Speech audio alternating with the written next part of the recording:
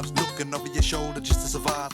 When everything is wrong, when you tend to think it's right. Can we all get along? When we're roaming at night, there's a negative vibe that always occurs. And the positive side, yeah, the people need to learn. We need to appreciate. We need to appreciate. Appreciate.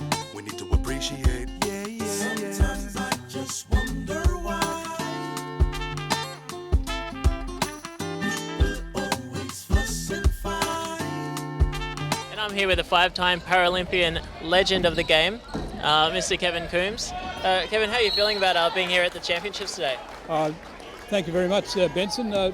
Very, very good to be here, and these type of tournaments open the door for a lot of our young athletes to pursue their careers. Now I understand, so 5 times Paralympics, but you started, the first Olympic was in 1960, is that correct? Yeah, 1960, a long time ago now, 50 years ago. And where was that held? I was in Rome, and it was a great trip, and that was the start of it all. Yeah, it was great. So your career over the past years have really grown, and you've come across some great contestants over the years and met some wonderful people. Is that right? Oh yes, some of my role models that I met in my early careers was people like the great Georgie Bracken. He used to be the lightweight champion of Australia, and Lockie Austin, another welterweight champion of the Commonwealth. He was a great fella, friend of mine, and still is. But those guys were, in the early days, were role models of mine, and I tried to, especially George.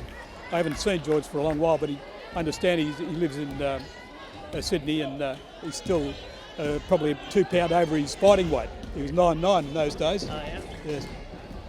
So these games are all about grassroots development. So how important do you see grassroots development? Well, it's like a lot of junior programs. These tournaments are a stepping stone to whatever the kids want to do. Like I've seen that the girls under 18 championships. I reckon there's probably 8 out of the 10 players that were out on court. If they really applied themselves, and they could go and play in the National League or play for the Australian team, you know. Yeah. Because they got all the skills, and all they got to do is just up their fitness and learn a bit about the game. That's right. Yeah. And that kind of comes around with positive role models as well. Oh, for sure, it does, and to meet people like Rani Cox, the player that comes to mind, and she's a role model for a lot of our girls, and Patrick Mills is for our boys, and the great Danny Morsu for our fellas. That I met Danny when he was 16, when he first came to Melbourne, and he's done well. Done well for himself. Yeah, he's definitely a role model for that generation of players there. Oh, yes. And it's funny, I was on the commentary team with you when you were having a bit of chat back and forth, and it's wonderful having you being able to reflect on the game and your highlights. Yes, looking back, it's been a great